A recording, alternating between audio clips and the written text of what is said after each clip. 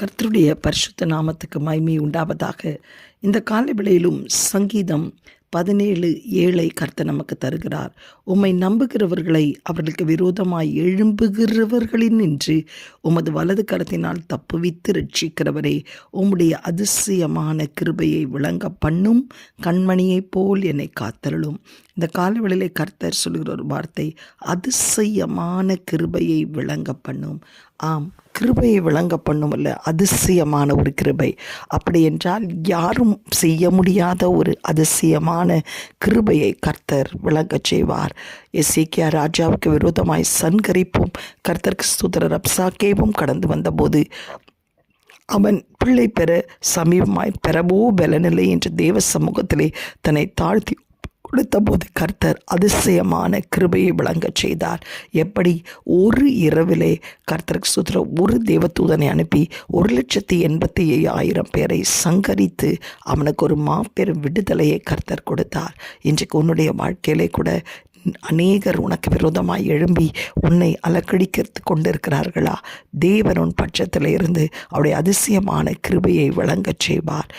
ஒரு கல்யாணத்திலே ஒரு குறை காணப்பட்ட போதும் கர்த்தர் தண்ணீரை ரசமாய் மாற்றி ஒரு நறுமணம் உண்டாக்கி, ஒரு சுவையை உண்டாக்கி, ஒரு கர்த்தர் நிறத்தை உண்டாக்கி அவருடைய கிருபையை அதிசயமாய் விளங்க செய்து முன்னிருந்த அந்த திராட்சரசத்தை காட்டிலும் பின்னிருந்த திராட்சரசம் மிகவும் சுவையாயிருக்கும்படி கர்த்தர் கிருபை செய்து அந்த குறையை நிறைவாக்கினார். 5 அப்பம் 2 மீன் கொண்டு வந்து அந்த சிறு மகன் ஆண்டவரிடத்திலே கொடுத்த போது கர்த்தருக்கு ஸ்தோத்திரம் உண்டாவதாக 5000 பேர் போஷிக்கத்தக்கதாக கர்த்தர் கிருபை செய்து அவருடைய கிருபையை அதிசயமாய் விளங்க செய்தார். இன்று கொண்டே குறைவுகள் நிறைவாக வேண்டுமானால் முதல் தேவனிடத்திலே உன் குறையை நீ சொல். ஒரு கல்யாணத்திலே தேவன் இயேசு கிறிஸ்து ஒரு தேவனுடைய குமாரனாக இருந்தாலும் தேவனுடைய வேலைக்கு காத்திருந்தார், டைம்க்கு காத்திருந்தார். when the time came, ஆண்டவரிடத்திலே அவர் அதை அறிவித்த போது God did a great miracle in his life. அதிசயமான கிருபையை விளங்கச் செய்தார். அந்த 5 அப்பம் 2 மீன் குறை வந்தபோது ஜனங்களை போஷிக்க வேண்டும். அந்த மகன் தனக்குரியதை கர்த்தரிடத்திலே கொடுக்கும்போது அந்த குறை நிறைவானதை நாம் பார்க்கிறோம். இன்றைக்கு உன் வாழ்க்கையிலே குறைகள் மத்தியில் நீ கடந்து போய் கொண்டிருக்கிறாயா? குறைகள் மேல் குறைகள் உன்னை அலக்கடித்து கொண்டிருக்கிறதா?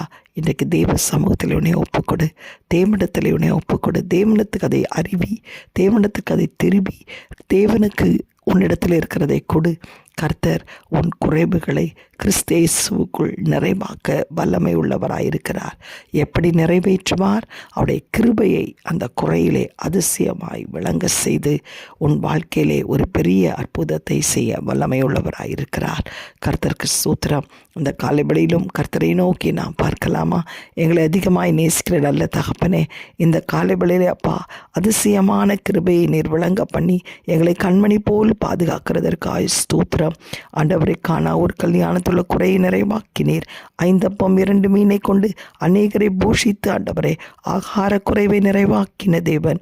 அப்பா, ஆட்கள் குறைவாயிருந்த போது கூட ஒரு தூதனை அனுப்பி 1,85,000 பேரை சங்கரித்து குறைகளை நிறைவாக்கின தேவன். இன்றைக்கு எங்களுடைய வாழ்க்கையில் எப்படிப்பட்ட குறைகள் மத்தியிலே நாங்கள் கடந்து போனாலும் ஆண்டவரே உடைய கிருபை எங்கள் வாழ்க்கையிலே அதிசயமாய் விளங்க செய்து சுவாமி ஏசப்பா எங்கள் குறைகளை நிறைவாக்குகிறதற்காய் உமக்கு ஸ்தோத்திரம். தேவ கிருபை எங்களை ஆளுகை செய்யட்டும். இயேசுவின் மூலம் நல்ல பிதாவே, ஆமேன். God bless you. Have a blessed day.